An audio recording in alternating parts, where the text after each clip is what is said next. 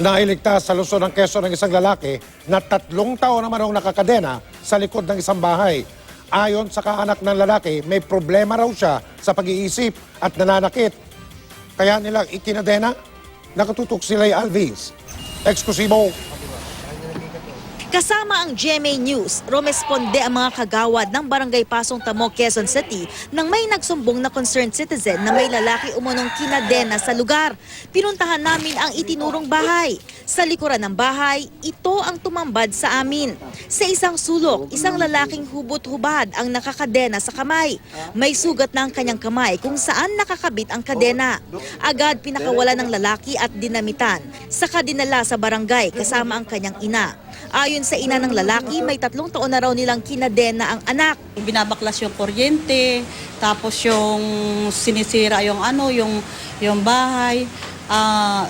Dati dito talaga sa kwarto yung kapitbahay namin. Talaga nakikiusap na mabubutas na yung bahay nila, kinukot-kot, sinisira . Kaya inilipat namin siya sa likod. Nananakit din daw ito ng mga kaanak. Dagdag pa ng ina, may autism ang kanyang anak at matagal na raw silang di nakakabili ng gamot nito. Awa talaga ang umiiral sa amin. Kami siyempre kaming pamilya, awa. Kaya lang ang inano nga namin yung nakakaperwisyo sa ibang tao. Ang kapatid ng biktima di na napigilan ang kanyang emosyon. Matagal na raw nilang gustong tudungan ang biktima pero di raw nila alam kung paano. Natatakot kasi nakakapanakit po siya . Naawa? Naawa na rin. Opo, yung anak ko, may anak po ako na panganay. Siguro nung time na yun, 3 years old.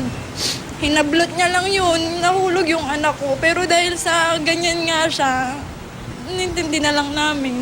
Sasamahan ng mga opisyal ng barangay ang pamilya para ipatingin sa mental hospital ang biktima. Kung inulit-tuloy nila, pwede ko na silang tutuloyan ko talaga sila. Kasi talaga may kaso sila dyan. Lay Alvis, Nakatutok, 24 Oras.